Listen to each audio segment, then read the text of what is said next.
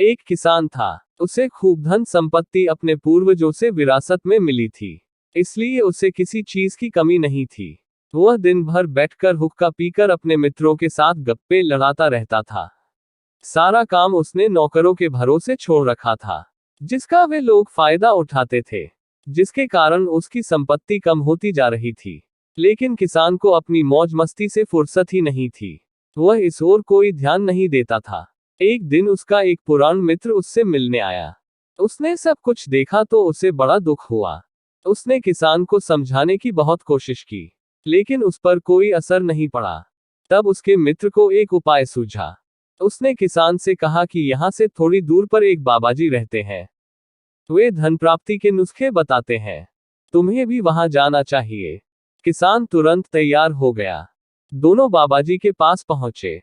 बाबाजी ने किसान को बताया, तुम्हारे गोदाम, गौशाला और घर में सूर्योदय के समय एक श्वेत नीलकंठ आता है।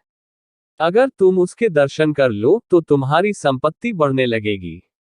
किसान अगले दिन सूर्योदय से पहले ही उठकर गोदाम की ओर चल दिया। वहां पहुंचकर उसने देखा कि एक नौकर गेहूं की बोरी बेचने ले जा रहा है। मालिक को देखकर वह डर गया। किसान के डांटने पर उसने कबूल किया कि वह अक्सर चोरी से अनाज बेचता है। किसान ने उसको काम से हटा दिया। फिर वह गौशाला में पहुंचा। वहां उसने देखा कि गौशाला का कर्मचारी दूध बेच रहा है और पैसे खुद रख रहा है। किसान ने उसको भी डांटा और सही से काम करने की नसीहत दी। दोनों जगह श्वेत नीलकंठ को न पाकर वह घर पहुंचा। वहां उसने देखा कि घर के सब लोग सो रहे हैं। एक नौकरानी घर के कीमती बर्तन चुराकर ले जा रही है। किसान ने उसको भी काम से हटा दिया। अब किसान श्वेत नीलकंठ के चक्कर में रोज गोदाम, गौशाला और घर के चक्कर लगाने लगा। उसके डर से कर्मचारी अब सही से काम करने लगे, जिससे उसकी संपत्ति बढ़ने लगी। लेकिन श्वेत नीलकंठ के दर्शन नहीं हुए।